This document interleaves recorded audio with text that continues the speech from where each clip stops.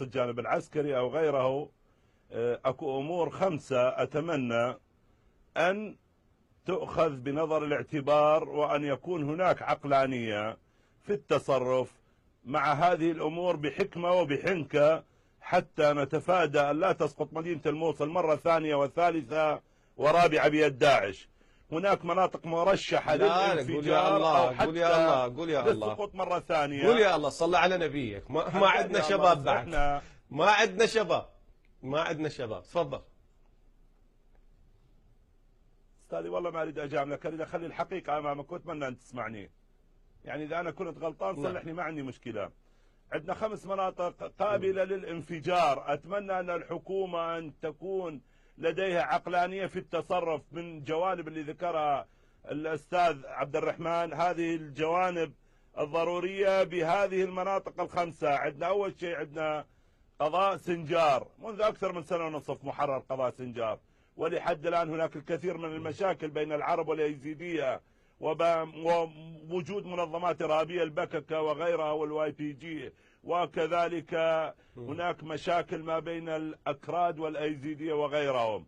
هذه منطقة لحد الآن غير مستقرة، وأعتقد هذا إذا لم يكن هناك تصرف حكيم أعتقد أنه من الخطورة جدا. هذه المنطقة الأولى. ثانيا عندنا منطقة تل أعفر واللي لحد الآن لم تحرر، وهناك من يقول أنه ميليشيا يدخلها، وهناك من يقول الحشد، وهناك من لديه تخوف من قتل الموجودين وقضايا طائفية. لا ننسى أنه النواحي اللي موجودة زمار وكذلك ربيعة التي هي تتبع قضاء تل أعفر. المنطقة الثالثة سهل نينوى، والذي فيه الأخوة الشبك من السنة والشيعة والمشاكل الموجودة، وكذلك المسيحيين. والنقطة الرابعة اللي هي جنوب الموصل، والنقطة الخامسة مركز مدينة الموصل.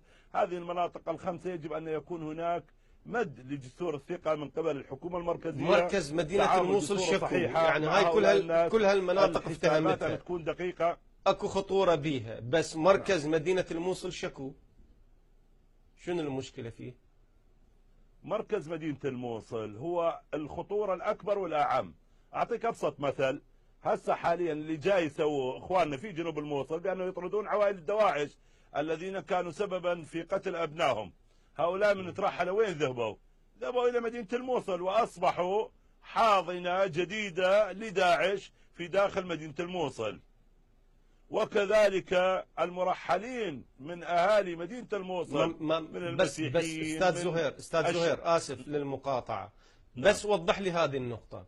نعم. هاي العوائل المتهم، عوائل الدواعش، يهددوهم ويرحلوهم وين يروحون؟ نعم.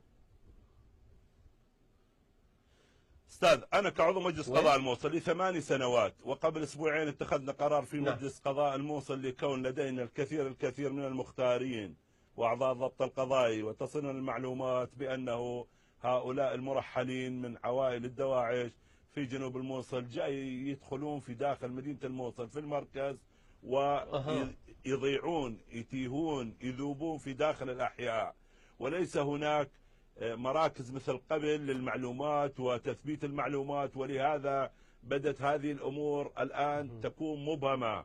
هذه المصيبة أنه هذول عند جلوسهم في داخل مدينة الموصل أصبحوا حواضن جديدة للإرهاب. أصبحوا أولادهم هم ما يقطعون عن أولادهم، وهم كانوا أساسا مؤيدين لأبنائهم بما فعلوه بأهالي المنطقة اللي كانوا يسكنوها. ولهذا أصبحوا حواضن جديدة داخل مدينة الموصل. اليوم كيف تتعامل الحكومة معهم؟ اليوم نقطة رأس السطر انتهت.